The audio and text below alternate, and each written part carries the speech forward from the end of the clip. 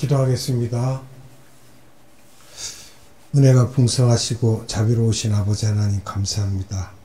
오늘도 이 시간 우리를 인도하사 하나님께서 내리시는 생명 양식을 우리가 받을 수 있게 하심을 감사드립니다.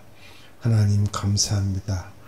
이 시간 생명의 말씀을 우리에게 주사 그 말씀으로 우리 영혼이 살찌게 하시고 우리 영혼이 하나님을 찬양하는 기쁨을 누리게 하옵소서. 또한 우리가 그 기쁨을 누림으로 하나님께 나아가 영광을 돌릴 때 아버지 이 예배를 영화롭게 받으시기를 원합니다.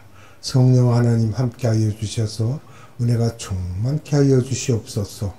예배드린 모든 자들에게 기름 부어주시고 저들이 하나님의 살아계신 말씀으로 그 양분을 그 영혼에 받아들일 수 있도록 은혜 베풀어 주시기를 원하고 감사드리며 예수님의 이름으로 기도드리옵나이다. 아멘. 이 시간은 예수님의 대사명 두 번째 시간입니다. 본문 말씀은 마태복음 24장 14절을 봅니다. 이 천국 복음이 모든 민족에게 증언되기 위하여 온 세상에 전파되리니 그제야 끝이 오리라. 아멘. 그러면서 주님이 유명한 마태복음 24장 14절의 말씀을 하셨는데 이런 모든 일들이 사회적으로, 경제적으로, 정치적으로, 자연재해 등이 일어날 텐데 현재도 일어나고 있으므로 예수님을 믿지 않는 자들도 전문가들이 인류 역사상에 없는 일들이 일어나고 있다고 하고 있습니다. 그런데 주님께서는 성교적, 신학적인 말씀으로 천국 복음이 온 세상에 전파되리니 그제야 끝이 오리라고 하신 것처럼 가장 마지막 주님의 재림 바로 직전까지 일어나는 일은 복음이 모든 족속에게 전파되어야 한다는 것이며 이것은 앞에 있어야 하는 일들을 모두 끝내시고 따다다다 하고 내려오실 것이라는 것입니다. 예수 그리스도가 1990년, 2000년 몇 월 며칠에 오신다 하는 것은 이분들이 마태복음 24장 14절의 말씀에 대한 것을 정확히 알지 못하였기 때문에 일어나는 현상들입니다. 마태복음 24장 14절의 말씀이 어떻게 성경에서 흘러왔으며 진척되었는지에 대한 것을 성서적으로 말씀을 드리도록 하겠습니다. 우선은 창세기 10장의 노아와 노아의 세 자녀에 관한 이야기부터 시작되며 필요한 것은 메모를 하셔서 이러한 것들이 성서적으로 조직적으로 정리가 되어야 합니다.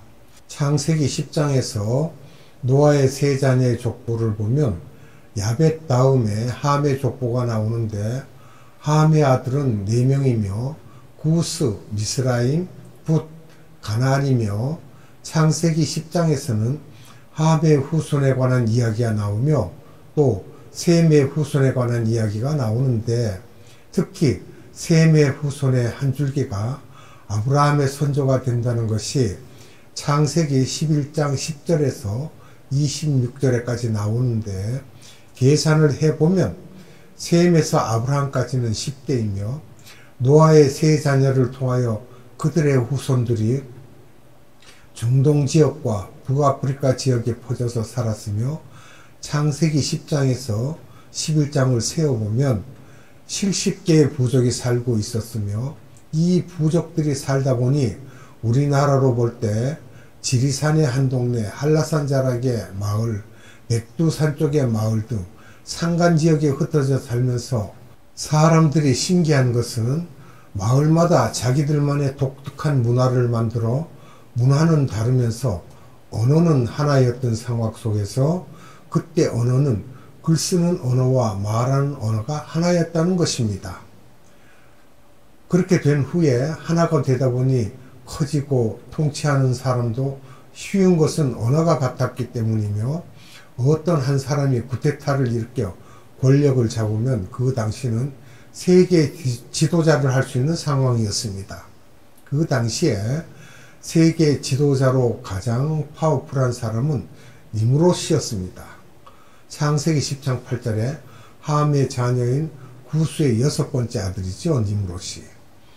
창세기 10장 8절에서 12절까지 성경에서 많은 구절을 통하여 니므롯에 대해 설명하는 것은 구스의 아들 중에서도 이 아들은 특수한 아들이었기 때문입니다. 성경을 읽으면서 왜 이 아들에 대해서는 길게 썼는가 할 때 이유는 니므롯이 파워가 강하여 세계의 지도자로 나타났으며 중동의 바벨론이라는 도시에서 세계를 지배하고 있었기 때문입니다. 유브라데 강가이죠. 바벨론 바로 밑에는 아브라함의 고향인 우르가 있었습니다. 이렇게 세계를 지배하면서 니므롯이 높아지면서 하나님을 높이고 섬기는 것이 아니라 자기가 높아지고 사람들에게 자기를 섬기게 하는 일들이 있었다는 것이죠. 사람은 커지면 이런 문제가 있으며 피조물의 한계이기 때문에 그렇습니다. 그래서 하나님께서는 니므롯의 파워를 흩으시기 위하여 언어를 다르게 만드셨습니다. 언어를 흩으셨으니 언어는 70개가 되었고 각 지역마다 독특한 언어를 갖게 되고 다른 지역끼리 대화가 되지 않고 고립되면서 민족화되고 족속화되면서 서로가 싸우는 일들이 벌어지기 시작하였습니다. 이런 일들이 세계, 즉 중동과 북아프리카 지역이죠. 그 당시에는 세계가 이렇게 되면서 아브라함 또한 어느 한 족속의 한 일원이었는데 이런 가운데 하나님이 아브라함을 부르신 것입니다. 그래서 유명한 창세기 12장 1절에서 아브라함을 부르는 장면을 우리가 볼 수 있습니다. 그런데 하나님께서는 언어를 흩으시면서 상당히 마음이 좋지 않으셨지만 인간은 언어를 흩어놓지 않으면 인간이 하나님한테 대적할 수 있는 기회가 되면서 파워를 갖게 되므로 하나님께서는 언어를 흩으시고는 마음을 이렇게 불편하게 가지셨습니다. 우리도 외국인 형제들을 볼 때 언어가 통하지 않을 때 얼마나 답답합니까? 그러신 후 유명한 창세기 12장 2절로 3절에서 아브라함과 계약을 하시는 장면이 나옵니다. 창세기 12장 2절로 3절의 말씀을 보겠습니다. 내가 너로 큰 민족을 이루고 내게 복을 주어 내 이름을 창대하게 하리니 너는 복이 될지라. 너를 축복하는 자에게는 내가 복을 내리고 너를 저주하는 자에게는 내가 저주하리니 땅의 모든 족속이 너로 말미암아 복을 얻을 것이라 하신지라. 아멘. 이게 아브라함과의 계약입니다. 우리는 이것을 가지고 상단복이라고 하는데 창세기 12장 2절을 가지고 그렇게 말하죠. 아브라함과 그의 자손들에게 복을 주시겠다는 약속입니다. 또 우리가 하단복이라고 하는데 12장 3절입니다. 창세기 모든 족속 즉 이방인들을 일컫고 있습니다. 너를 통하여 내 씨를 통하여 이렇게 할 때는 단수를 말하고 있죠. 그래서 육적으로는 이삭이며 후에 상징적으로 이삭을 모리아산 사건을 통하여 예수님의 십자가 사건을 보여주시는 것이며 나중에 3일 만에 부활하는 것까지 보여주시면서 이런 것처럼 예수님을 통해서 이삭을 바치는 사건에 대하여 갈라디아 3장 16절에 바울에게 그 당시 이삭의 사건을 통하여 내 씨를 통하여 만민이 복을 받으리라 하였던 것은 예수 그리스도가 십자가에서 돌아가시고 그로 인하여 만민이 복을 받았다는 것을 드러내고 있습니다.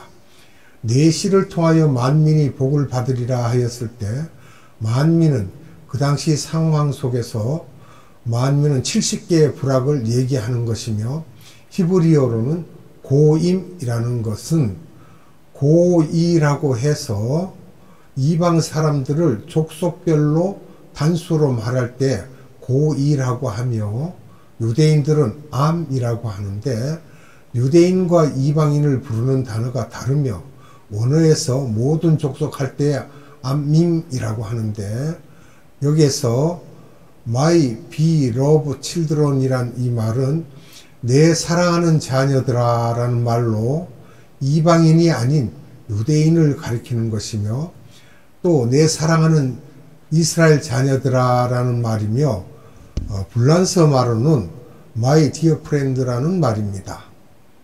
그렇듯이 여기 아브라함에게 말할 때는 모든 족속은 고임으로 사용하였으며 유대인이 아닌 이방 사람들이 예수님을 통하여 복받는다는 말씀입니다. 이 약속의 말씀이 성경 전체를 흘러가고 있으며 이 말씀은 성경의 등뼈와 같습니다. 그래서 이 말씀을 아브라함에게 3번, 그 아들 이삭에게 1번, 손자인 야곱에게 1번, 모세와 각 사도와 선지자들과 다윗, 다니엘, 말라기에게 이런저런 형태로 구약 전체를 통하여 말씀하고 계십니다. 예수님이 제자들을 3년간 훈련시키면서도 아브라함에게 약속하신 말씀을 근거로 훈련시키셨습니다. 아브라함에게는 말씀하신 여호와가 바로 예수님이시다, 이 말을 알려주고 계시는 것입니다. 예수님이 십자가 사건을 끝내시고 부활하셔서 40일 동안 공생의 생활을 하시면서 5번을 이 말씀을 재확인하시는데 그 중에 2번째 말씀이 마태복음 28장 19절의 말씀입니다. 마태복음 28장 19절로 20절을 말씀을 보겠습니다. 그러므로 너희는 가서 모든 민족을 제자로 삼아 아버지와 아들과 성령의 이름으로 세례를 베풀고 내가 너희에게 분부한 모든 것을 가르쳐 지키게 하라. 볼지어다 내가 세상 끝날까지 너희와 항상 함께 있으리라 하시니라. 아멘. 여기서도 모든 족속이라고 할 때 헬라어로는 판타타 에뜨네라고 하였습니다. 헬라어도 유대인을 부를 때와 이방인을 부를 때 언어가 다릅니다. 유대인을 단수로는 라오스라고 합니다. 복수로 할 때는 라오이라고 하고요. 이방인도 단수로 부를 때는 에뜨노스라고 합니다. 복수로 말할 때는 에뜨네라고 합니다. 그러면 이 복수라는 에뜨네는 결국 이방인을 복음화하라는 것입니다. 이방인은 우리와 다른 사람입니다. 복음은 우리와 다른 사람들에게 가는 것이 복음이며, 그래서 100년 전에 백인들이 이 말씀을 깨닫고 우리나라에 와서 복음을 전했죠. 우리는 우리를 훈련시켜서 또 우리 보고 가라 가라 하는 것입니다. 가지 않고 제자리에서 빌딩을 올리고 교단을 키우면서 자기들끼리 정체되는 것은 마귀가 또 하나의 유혹인 것이며, 그래서 가다가 정지되고 또 가다가 정지되는 것을 반복하고 있는 것입니다.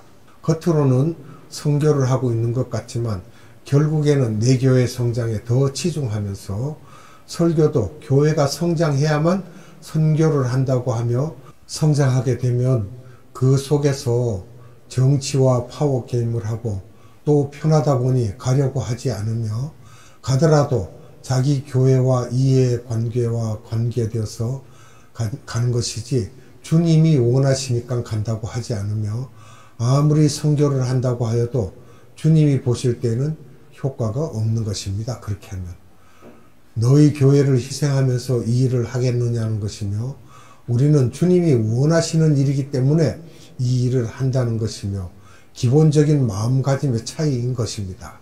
주님이 이렇게 말씀하시고 40일 지난 후에 마지막 날에 사도행전 1장 8절에 말씀을 하시면서 구체적으로 어디로 가야 할지를 예루살렘과 온 유대와 사마리아와 땅끝까지 가라고 하면서 내 증인이 되라고 하시는데, 이것은 아브라함과의 계약을 구체적으로 현실화하는 것입니다. 주님의 감람산 설교는 그 주의 화요일에 마지막 때가 되면 이런 일들이 일어날 텐데, 특히 아브라함과의 계약 속에서 일어났던 일들을 지금 주님이 말씀하시는 것입니다. 이 천국 복음이 온 세상에 전파되리니 라는 말씀인데, 그러면 이것은 누구에게 말하는 것입니까? 모든 족속에게 말하는 거죠. 판타타 에뜨네 또는 고임, 이렇게 모든 족속에게 다 전파하면 그제서야 끝이 온다고 하시는 것입니다. 우리가 선교하는 기본적인 목적이 이 말씀에 근거하여 주님의 명령에 따라야 하기 때문입니다. 그래서 복음은 모든 백성, 모든 개인에게가 아닌 언어별로 그룹이 있는데 그 그룹별로 복음이 가는 것입니다. 전 세계적으로 언어 그룹이 약 1만 2천 개로 보고 있으며 그 중에 지금 복음이 거의 다 들어갔는데 그 속에 크리스찬의 숫자가 얼마나 되느냐는 문제가 아니며 복음이 들어가서 그 속에서 예수 믿는 사람이 나오기 시작하면 그것은 복음화가 된 것이며 가정교회가 조그맣게 생겼다고 하는 것은 이미 복음이 들어간 것입니다.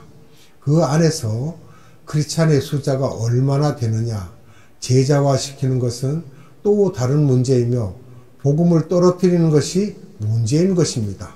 그런데 지금 우리나라 같은 경우는 언어 그룹이 우리는 훈민정음을 사용하기 때문에 하나이지만 그 가운데 문화가 다른 사람이 많은데 예를 들어 우즈벡에 있는 우리 형제들도 문화가 다르지만 어쨌든 에뜨네이며 엄밀하게 말해서 한국말을 사용하는 에뜨네는 10군데 정도가 된다고 합니다.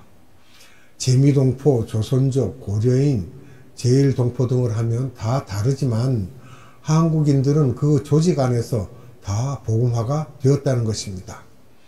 아프리카 같은 경우도 약 50% 정도가 다 복음화되었으며 미전도 족속이라는 말은 복음이 한 번도 들어가지 않은 곳인데 아프리카는 북쪽의 사하라 사막 측은 이슬람이 많기 때문에 그쪽을 공략해야 하며 미국, 캐나다 등 북미 지역은 다 복음화가 되어 미전도 족속이 없으며 그곳에 있는 인디안 그룹들도 거의 십자가 구경을 다 하였고 남미 또한 마찬가지로 카톨릭이 몇백 년 전에 들어가서 십자가 구경을 다 시켜 놓았으며 복음의 진수를 잘 모르지만 구경은 다 했다고 하는 것입니다.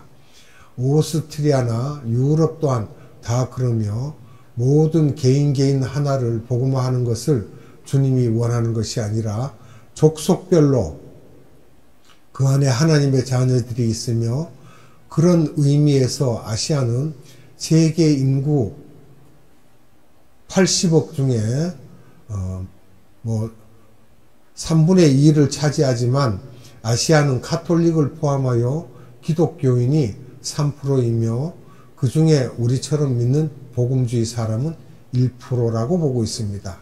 그래서 아시아가 가장 미복음화된 곳이며 그 중에서도 우리가 지금 섬기고 있는 중국은 거의 복음화가 되었는데 중국은 14억 인구 중에 약 10%가 기독교인으로 하루에 3, 4만 명씩 기독교인이 생기는 것으로 상당히 빠르게 가고 있으며 중국은 그 안에 택하신 자녀들은 하나님이 다 건드리신 것 같습니다. 그런데 중국 안에 언어 족속이 약 1200개가 된다고 하는데 주님의 관심은 중국 안에 있는 1200개의 언어 족속에게 복음이 들어가는 것인데 중국의 8%의 기독교인은 한족이라는 한 언어 족속에게 편중되어 있기 때문에 이제 그들에게는 복음을 전할 필요가 없으며 우리의 관심은 한족들이 제발 소수 민족들에게 들어가기를 바라지만 그들은 그 일을 잘 하지 않으려 하며 그들은 문화의 벽을 넘기가 힘들며 오히려 문화벽을 잘 넘어가는 족속은 우리 한국 족속이라는 것입니다. 하나님이 우리 민족을 얼마나 사랑하시는지 특수한 민족입니다. 우리는 외국인들이 오면 그들을 보고 좋아하지만 중국 사람들은 자기들과 다른 사람들을 보면 배척하는 것이 심하며 인도 또한 약 1200개가 됩니다. 중국은 1200개가 되지만 공산당에서 이들을 모아서 56개로 만들어 놓아서 조그만 부족들을 뭉개버려 알 수 없게 하였으며 이것은 마귀의 복음 전파 반대 세력으로 이들이 56개로 해놔서 56개만 하면 되는 것으로 아는데 1200개를 해야만 하며 주님의 뜻을 맞추려면 1200개 족속에게 복음을 전해야 한다는 것입니다. 중국의 1200개 족속을 찾아내기 위하여 머리들을 짜고 있으며 우리뿐만 아니라 같이 연합하면서 해야 한다는 것입니다. 주님이 우리에게 요구하시는 것은 이 천국 복음이 모든 미전도 족속에게 전파되리니 그제서야 끝이 오리라는 말씀입니다. 이런 일들이 사방에서 일어나며 이 미전도 족속 복음화를 위해서 선교사들, 특히 미국의 자본들이 엄청나게 들어가고 있으며 하나님이 미국을 사랑하지 않을 수 없으며 얼마 전 미국에서는 한족들을 선교사로 만들어 이 1200개 미전도 족속에게 가도록 모금 운동을 엄청나게 하면서 구체적으로 복음 전하는 것을 계획적으로 짜고 있으며 타일랜드도 그동안 많은 영국, 미국 선교사들이 돈을 엄청나게 뿌렸지만 손을 들어버렸습니다. 왜냐하면 가서 보세요. 얼마나 성령의 불이 떨어져서 그 안에서 역사하는지를 눈으로 보아야 하며 그것을 보면 다 눈물을 흘리며 돌아오게 될 것입니다. 이 여러분들에게 부탁합니다.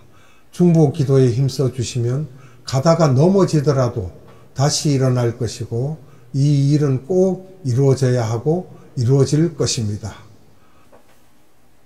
기도하겠습니다. 거룩하신 아버지 하나님 감사합니다. 이 시간도 복음 전파에 대하여 선교에 대하여 우리에게 말씀을 해주셨습니다. 아브라함과의 약속을 우리가 실행해야 함으로 인하여 이 일들을 진행하고 있습니다. 하나님, 아브라함은 그가 하나님과의 계약을 하여서 그가 받는 복이 있고 이방이 받는 복이 있는데 이방이 받는 그 복이 바로 우리가 해야 할 복음 전도임을 이제야 알았습니다. 하나님, 오늘도 생명의 말씀을 주셔서 우리로 깨닫게 하시고 알게 하시니 감사합니다. 오늘도 이 시간 우리에게 말씀을 주신 하나님께 감사와 찬양과 영광을 올려드리며 예수님의 이름으로 감사하며 기도드리옵나이다. 아멘. 주님 가르쳐준 기도로 예배를 마칩니다. 하늘에 계신 우리 아버지, 아버지의 이름을 거룩하게 하시며 아버지의 나라가 오게 하시며 아버지의 뜻이 하늘에서와 같이 땅에서도 이루어지게 하소서. 오늘 우리에게 일용할 양식을 주시고 우리가 우리에게 잘못한 사람을 용서하여 준 것 같이 우리 죄를 용서하여 주시고 우리를 시험에 빠지지 않게 하시고 악에서 구하소서. 나라와 권능과 영광이 영원히 아버지의 것입니다. 아멘.